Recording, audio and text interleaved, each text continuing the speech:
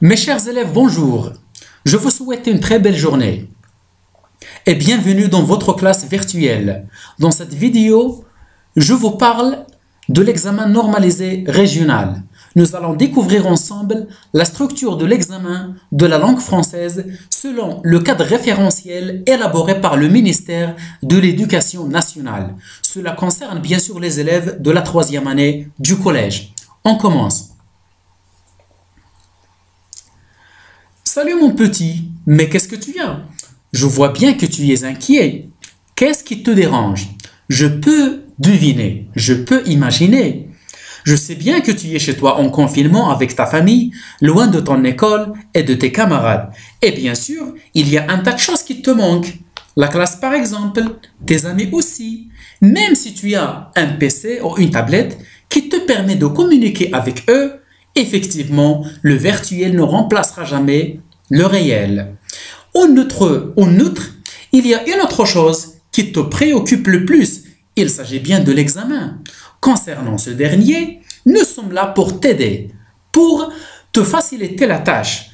Nous allons te parler des parties qui composent cet examen et aussi nous allons t'expliquer les questions que tu peux rencontrer lors de l'examen. C'est parti. Mes chers élèves, sachez bien que l'examen normalisé du français se compose de 3 phases. Une première phase de compréhension de l'écrit, nommée aussi lecture, une deuxième phase de langue et communication et une troisième phase de production de l'écrit. Dans cette vidéo, je vous parlerai seulement de la compréhension de l'écrit. Mes chers élèves, la lecture est notée sur 6 points. Dans cette phase, vous aurez un texte littéraire, un extrait d'un roman ou d'une nouvelle avec des questions qui visent l'évaluation de certaines capacités chez l'apprenant. Il s'agit bien de la capacité d'identifier et cette capacité vise la recherche et l'identification de l'information. L'élève doit parcourir le texte pour sélectionner l'information utile et appropriée en vue de reconnaître divers aspects du texte. Il s'agit bien de relever des éléments appropriés, sélectionner des informations pertinentes, reconnaître des éléments caractéristiques du texte. Les 2 premières questions qui se posent dans la phase de lecture correspondent à cette capacité d'identifier.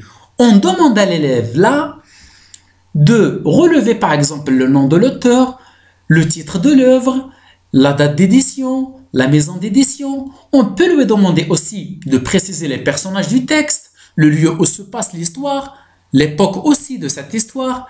Et bien sûr, on lui demande le plus souvent de préciser le type du texte. S'agit-il d'un texte narratif ou descriptif ou narratif et descriptif à la fois?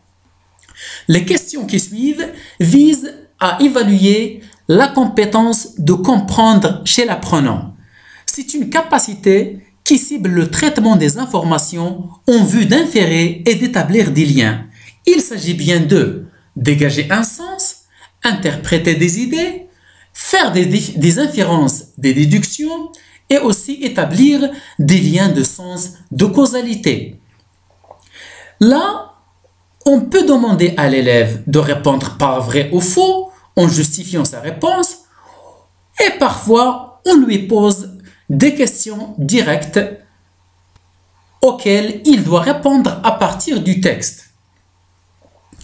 La question dernière est une question qui vise la capacité de réagir et c'est une capacité qui amène l'élève à prendre position, à justifier ou à identifier ou à défendre son point de vue en se référant à des éléments contenus dans le texte. Il s'agit bien de juger ou bien d'évaluer, se situer par rapport au texte ou bien exprimer son appréciation du texte. Alors dans cette dernière question, on demande tout simplement à l'élève d'exprimer son point de vue personnel en le justifiant. Alors maintenant, je vous recommande de revoir les exemples des examens normalisés que j'ai partagés et je vous conseille aussi de travailler d'autres exemples avec vos professeurs. Et sachez bien, mes chers élèves, que c'est en forgeant qu'on devient forgeron. Alors, qu'est-ce que vous attendez? Au travail, mes chers, et n'importe comment. Merci pour votre attention et à la prochaine.